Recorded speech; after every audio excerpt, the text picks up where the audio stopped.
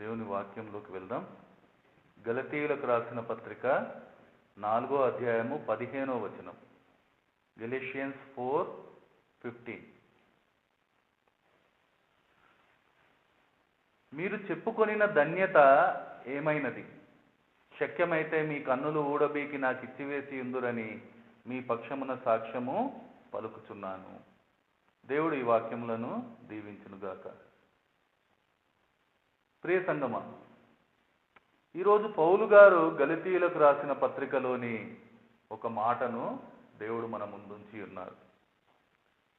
ఈ మాటలో మనం ఏం చూస్తున్నామంటే, ఆ గలతీ సంఘము పౌలు గారి అంచనాలకు విరుద్ధమైన స్థితిలో ఉండడాన్ని మనం చూస్తూ ఉన్నాం. ఆ మాటలను బట్టి మనకు అర్థమవుతుంది.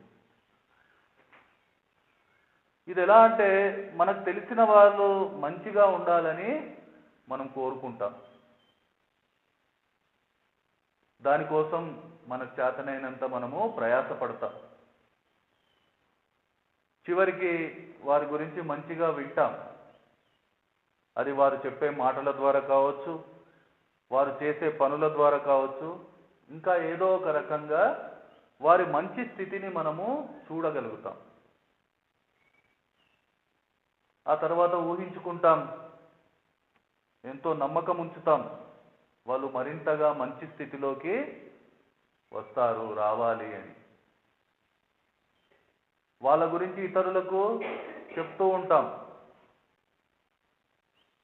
కానీ కొద్ది కాలంలోనే మనం ఏదైతే ఆశించామో వాళ్ళు ఆ మంచి స్థితి నుంచి తప్పిపోయిన పరిస్థితి మన కళ్ళ ముందే కనబడితే మనం ఎంతగా బాధపడతాం. ఆ బాధే ఈరోజు ఈ మాటల్లో మనము చూడవలసిన వారమై ఉన్నాం. ఇక్కడ పౌలు గారు గలతీ సంఘం యొక్క అలాంటి స్థితిని మనకు చూపిస్తూ ఉన్నారు. ఎందుకంటే పౌలు గారు ఎంతో ప్రతికూల పరిస్థితుల్లో వారికి సువార్త వినిపించి ఉన్నారు. ఆ సువార్తను వాళ్ళు అంగీకరించారు. దానికి అనుగుణంగా వారి జీవితాలను మార్చే ప్రయత్నం చేశారు. పౌలు గారు ఎంతో సంతోషించారు. కానీ కొద్ది కాలంలోనే వాళ్ళు ఆ స్థితి నుంచి తప్పిపోయిన పరిస్థితి చూసి బాధపడుతూ ఆయన మాట్లాడిన మాటలను మనం ఇక్కడ చూస్తాం. వాళ్ళ సాక్ష్యాలను గుర్తు చేస్తూ ఆయన వాళ్ళతో అడుగుతూ ఉన్నారు, ఏమైంది మీ ధన్యత? మీరు చెప్పుకొనిన ధన్యత ఏమైంది? ఈరోజు కూడా అనేక ఆత్మీయ జీవితాలలో ఈ పరిస్థితిని మనము గమనించాల్సిన వారమై ఉన్నాం. వాళ్ళు కూడా ఒకరోజు మంచి సాక్ష్యాన్ని చెప్పి ఉంటారు, మంచి మార్పును చూపించే వారిగా ఉంటారు. కానీ కొద్ది కాలంలోనే వాళ్ళ పరిస్థితి మారిపోతుంది. ఇలా అడగబడే పరిస్థితుల్లో, ఇలా ప్రశ్నించే పరిస్థితుల్లో ఉంటూ ఉంటారు. ఈరోజు అటువంటి పరిస్థితికి కారణమైన వారి బలహీనతను పౌలు గారు ఇక్కడ మనకు చూపిస్తూ ఉన్నారు. ఆ బలహీనతే ఆత్మీయంగా వెనుదిరిగిన ఒక పరిస్థితి, ఆత్మీయంగా వెనుకడుగు వేసే ఒక పరిస్థితి. ఒక ఆత్మీయ జీవితంలో దేవుణ్ణి ఎరగడము, ఆయన వైపు నడవడము, అంతకంటే ధన్యత ఇంకా ఏదీ లేదు. అంతకంటే గొప్పది ఏదీ లేదు. నిన్ననే మనం విని ఉన్నాం, నిన్నటి దినమున నిజమైన సంతోషం అంటే ఏంటి, నిజమైన దుఃఖం అంటే ఏంటి. దేవుణ్ణి ఎరగడము, ఆ గొప్ప దేవునిచే ఏర్పరచబడము నిజమైన సంతోషం. అలాగే ఆ ఎరిగిన దేవుణ్ణి మర్చిపోవడం, ఆ ఏర్పాటు నుండి తప్పిపోవడం కంటే నిజమైన దుఃఖము ఏదీ లేదు. ఇక్కడ గలతీయుల పరిస్థితిని పౌలు గారు మనకు వివరిస్తూ ఉన్నారు. వాళ్ళు దేవుణ్ణి ఎరగక ముందు ప్రకృతి సిద్ధంగా వాస్తవం కాని దేవుళ్ళను పూజిస్తూ వాళ్ళ బానిసత్వంలో ఉన్నారు. కానీ తర్వాత ఎప్పుడైతే వాళ్ళు దేవునిని ఎరిగిన వారుగా అయ్యారో అప్పుడు వాళ్ళు బాగా పరిగెత్తుతూ ఒక మంచి ఆత్మీయ స్థితిలోకి వచ్చి ఉన్నారు. కానీ తిరిగి మళ్ళీ వారు ఒక వ్యర్థమైన విషయాలకు బానిసలుగా ఉండగోరి వాటి వైపు వెళ్ళి ప్రయత్నాన్ని పౌలు గారు అక్కడ హెచ్చరిస్తూ ఉన్నారు, గుర్తు చేస్తూ ఉన్నారు. అది ఎంతో అవివేకమైన పనిగా, దానివల్ల వాళ్ళు పొందిన ధన్యతను వాళ్ళు పోగొట్టుకునే పరిస్థితిని పౌలు గారు చూపెడుతూ వాళ్ళని అడుగుతూ ఉన్నారు, మీ ధన్యత ఏమైంది? ఈరోజు ఈ మాట విన్న మనం అందరము ఒకసారి ఆలోచన చేయవలసిన అవసరం ఉంది. ఈ మాటలను అర్థం చేయవలసిన అవసరం ఉంది. ఎందుకంటే ఈ ప్రశ్న ఈరోజు మన ముందు కూడా ఉంచబడి ఉంది, మనకు కూడా వినిపిస్తుంది. దేవుణ్ణి ఎరగడం, ఏర్పరచబడడం ఒక ధన్యత. ఆయన పిల్లలుగా ఉండగలగడం నిజంగా మనకందరికీ ఉన్న ఒక ధన్యత. ఎందుకంటే ఈ లోకంలో నువ్వు ఏ ప్రయత్నం చేసినా ఈ ధన్యత నీకు దొరకదు. డబ్బున్న వాళ్ళు ఎంతో మంది ఉండవచ్చు, అధికారం ఉన్న వాళ్ళు ఎంతో మంది ఉండవచ్చు, తెలివి ఉన్న వాళ్ళు ఎంతో మంది ఉండవచ్చు. కానీ ఏ అధికారము, ఏ ధనము, ఏ తెలివి ఇవ్వలేని ఒక గొప్ప ధన్యత దేవుని పిల్లలుగా ఉండగలగడం. అది దేవుడు మనకు అనుగ్రహించి ఉన్నారు ఆయన కృప వల్ల. మనం ఏం చేయలేదు, దానికోసం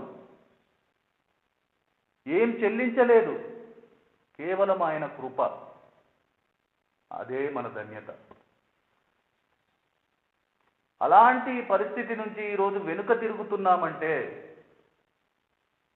మనం అర్థం చేయాలి, ఎక్కడి నుంచి ఎక్కడికి వెళ్తున్నాం, ఏ పరిస్థితి నుంచి ఏ పరిస్థితి వైపు నడుస్తూ ఉన్నాం, దేన్ని పొందుతున్నాం, దేన్ని కోల్పోతున్నాం. మనిషి ఆశాజీవి, అవును, అది నిజం. ఎప్పుడు అతడు తానున్న స్థితిని మెరుగుపరుచుకోవాలని ఆశపడుతూ ఉంటాడు.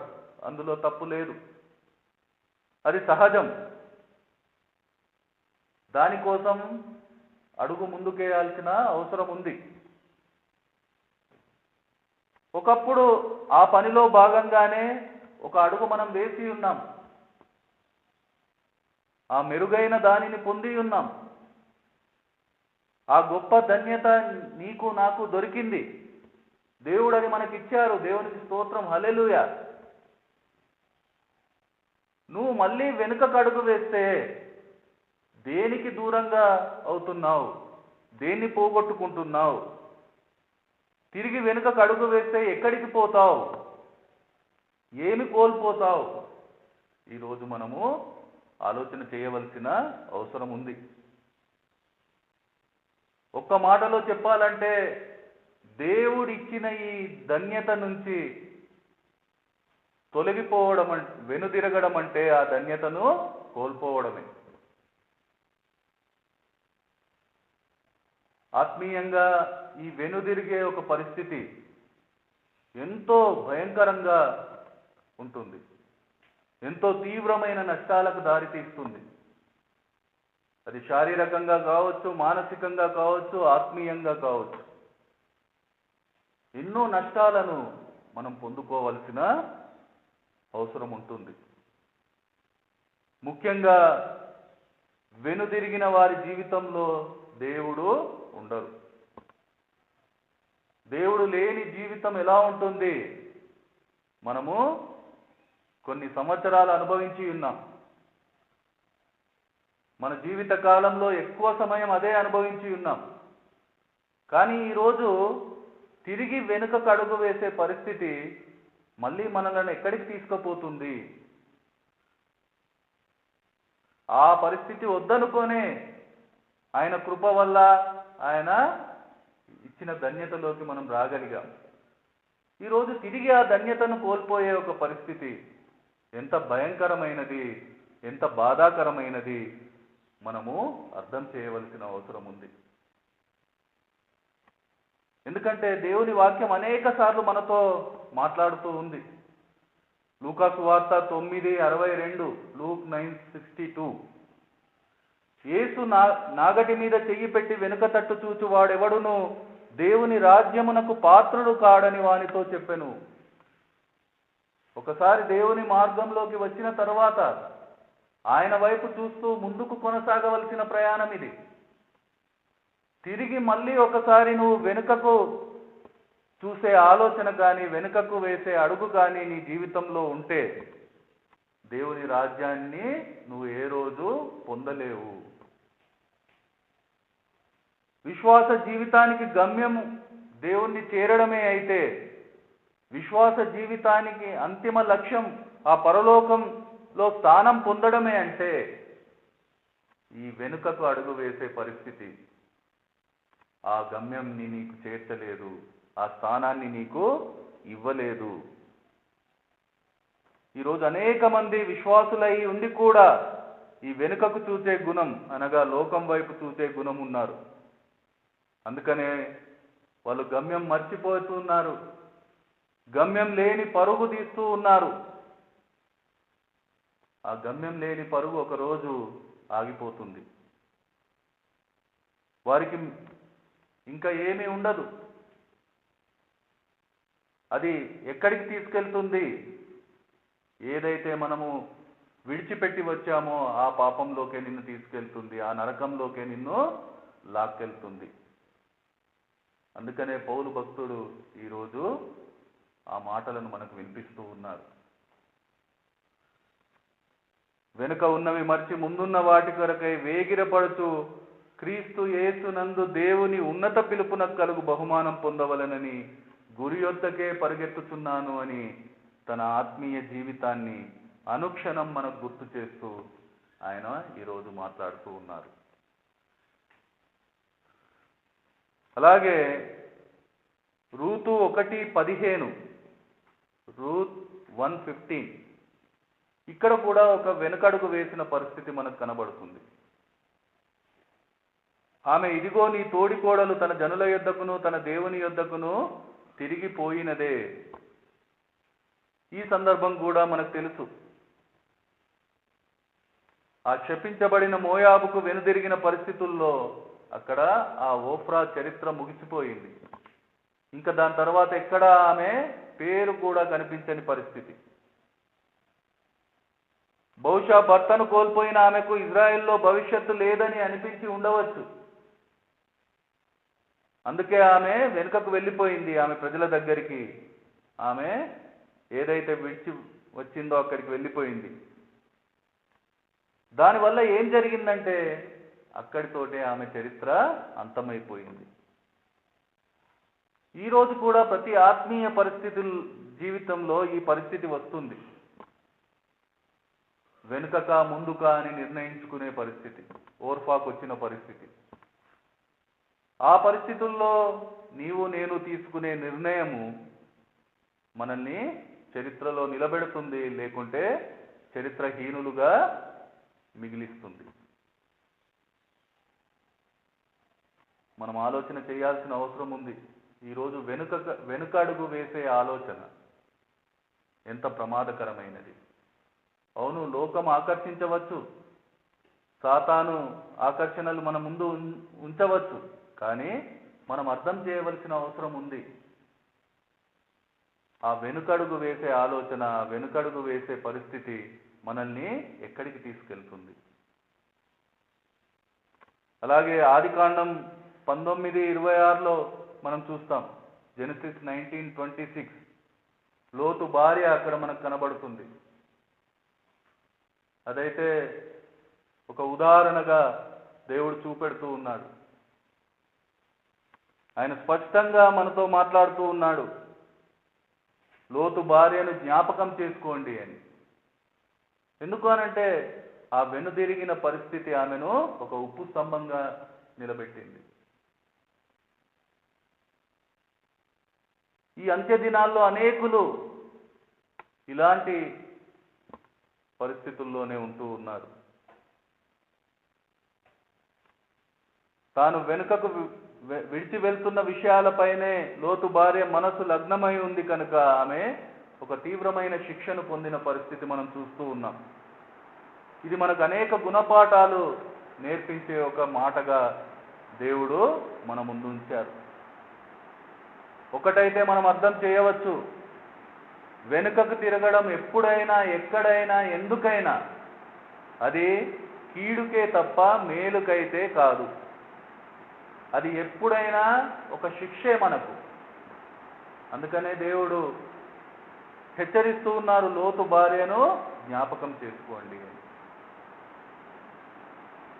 అలాగే ద్వితీయోపదేశ కాండం 25:17, డ్యూట్రానమీ 25:17, అక్కడ కూడా ఆ వెనుకడుగు వేసిన వారికి ఏం జరిగింది అనేది మనం చూడగలుగుతాం.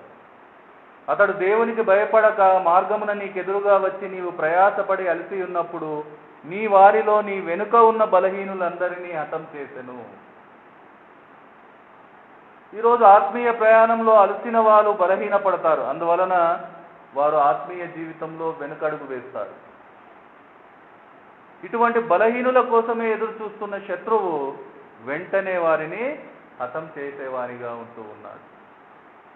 అలా హతమైన అనుభవాలు ఎన్నో ఉన్నాయి మన ముందు.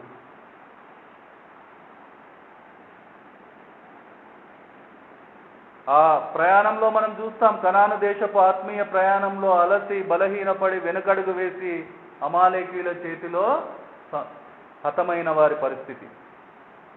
ఈరోజు కూడా శత్రువు ఏదో ఒక ఎర చూపిస్తూ, ఏదో ఒక బలహీనతను చూపిస్తూ నిన్ను వెనుకకు చూసేలా చేస్తూ ఉంటాడు.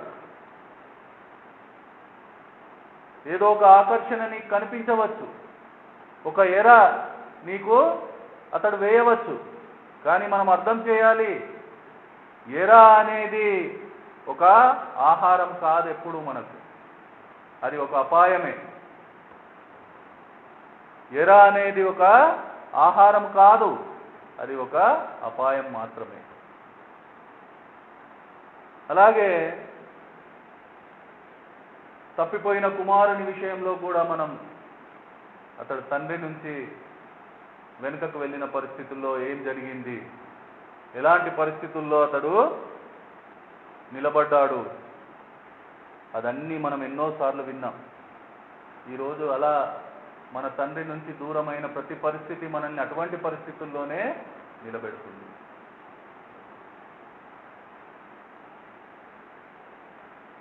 మనం వేసే వెనుక అడుగు తాత్కాలికంగా మనకు సుఖం ఇవ్వవచ్చు,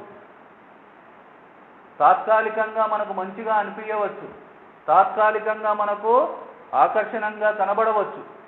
కానీ అది తాత్కాలికమే, అది తాత్కాలికమే. అది మనకు అర్థమైనప్పుడు మనము ఒక్కసారి ఆలోచన చేస్తాం, ఒక్కసారి ఆలోచిస్తాం, మనల్ని అది ఏ పరిస్థితుల్లోకి తీసుకెళ్తుంది.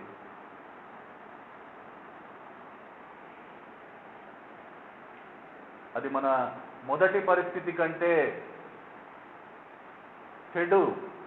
చెడ్డ పరిస్థితుల్లోకి మనల్ని తీసుకెళ్తుంది. దేవుని వాక్యం ఏం చెబుతుంది అంటే, ఆ మనుషుని కడపటి స్థితి మొదటి దానికంటే చెడ్డదగునని చెప్పిన మాటను మనము జ్ఞాపకం చేసుకోవాల్సిన అవసరం ఉంది. ఈ ఉపమానం కూడా మనకు తెలుసు. ఆ దయ్యం వదిలిన మనిషి, ఆ 7 అపవిత్రాత్మలను విడిపింపబడిన మనిషి చివరి స్థితి ఏమైంది? దేవుడిచ్చిన ధన్యతను లక్ష్యం చేయకుండా నిర్లక్ష్యం చేస్తే అతని పరిస్థితి ఏమైంది? తిరిగి 7 దయ్యములు అతన్ని పట్టుకున్న పరిస్థితిని మనము ఎన్నోసార్లు విని ఉన్నాం. ఈరోజు అదే మాటలను మనము మళ్ళొకసారి జ్ఞాపకం చేసుకోవాల్సిన వారమై ఉన్నాం. వెనుదిరిగిన ప్రయాణంలో మనం మొదట కోల్పోయేది దేవుని తోడు, దేవుని సన్నిధి, ఆయన కాపుదల, ఆయన వెలుగు. దానికి దేవునికి దూరమైనప్పుడు, దేవుని తోడు, ఆయన సన్నిధి మనకు లేని వేళ ఎవరు మనల్ని కాపాడుతారు? ఎవరు మనల్ని ఆ పరిస్థితి నుంచి విడిపిస్తారు? ఎక్కడ మన గమ్యం? ఏంది మన గమ్యం? ఒకసారి మనం ఈరోజు ఆలోచన చేయాల్సిన అవసరం ఉంది. బహుశా ఆ వెనుదిరిగిన స్థితిలో ఈరోజు నీవు నేను ఇక్కడ చేరి ఉంటే, సంగమా, ఈరోజు మనం చేసే ఆరాధన ఎవరి కోసం? ఈరోజు మనం చేసే ఆరాధన దేనికోసం? దేవుణ్ణి ఆరాధించడం అనేది ఒక గొప్ప ధన్యత. అది దేవునితో, దేవుని వైపు నడిచే జీవితానికి మాత్రమే సొంతమైన ఒక ధన్యత. ఈరోజు నీవు నేను వేసే వెనుకడుగు, ఆ వెనుకతట్టు ప్రయత్నము నిన్ను నన్ను ఆ ధన్యత నుంచి దూరం చేస్తుంది. ఎందుకంటే ఆ ప్రతి ప్రయత్నము ఆ ధన్యతకు దూరమే. ఆ ప్రయత్నం చేసే ప్రతి బ్రతుకు భారమే. ఆ భారం మోసే మనసు, ఆ భారం మోసే హృదయం దేవుణ్ణి ఎప్పుడూ ఆరాధించలేదు. అందుకనే వాక్యం ఈరోజు నిన్ను నన్ను మనలను ప్రశ్నిస్తుంది. నీ ధన్యత ఏమైంది? ఆలోచన చేద్దాం, ఆత్మ పరిశీలన చేసుకుందాం, ఆరాధన చేసుకుందాం.